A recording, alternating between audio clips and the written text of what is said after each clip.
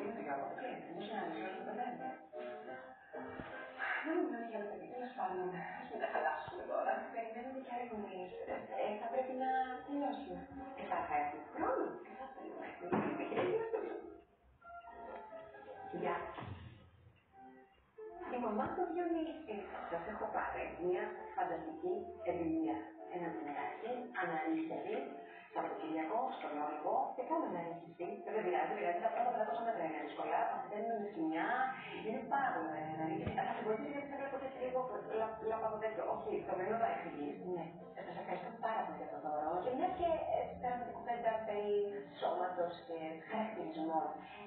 Ο Διονύσης λίγο είναι έντονος όταν παίζει μετά τα παιδάκια, ειδικά στα αθλήματα. Τους μιλάει άσχημα όταν χάνουν ένα γκολ. Τα πιέζει τα παιδιά μας στην τάξη. Τα εκφοβίζει ο Διονυσάκης. Μια φορά έχασε ένα παιδάκι ένα γκολ και του λέει: «Αυτές κατέτρες».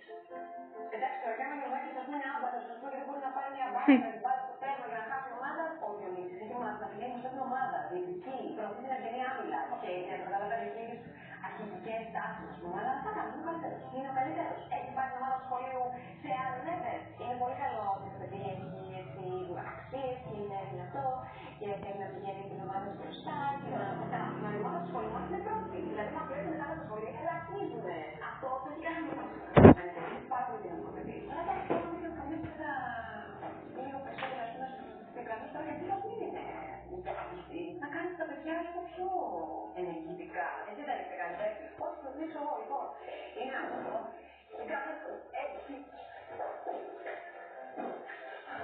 Άμα ξεκινάει κάθε μέρα το μάθημα έτσι το πρωινό, να δείτε για πότε τα παιδάκια θα σας κάνουν και 10 στα μαθηματικά, 10 στη γλώσσα, 10 στη λέξη, θα είναι όλα σε όλα πρώτα.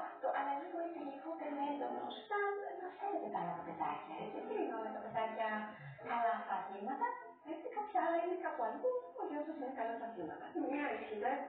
Θα το πω γιατί δεν θέλω να είναι σε τίποτα λάθος ο Διονύσης. Θέλω να είναι όλα λάθος και στη συμπεριφορά και στα μαθήματα. Εντάξει, τώρα στην ορθογραφία τι πειράζει. Τώρα να το είδατε που ξεκίνησε και το σαββάζει. Τι το να βγάζει, το σαββάζει ο Λινάτο. Καλό καλοκαίρι. Και καλό να είσαι.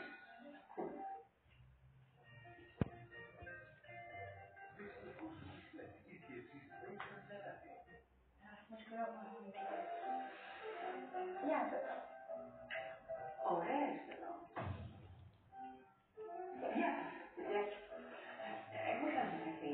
Είμαι η δασκάλα. Του χάρηκα. Του χάρηκα, λέμε. Του χάρηκα. Πραγματικά δεν ήθελα να σας φέρω, δηλαδή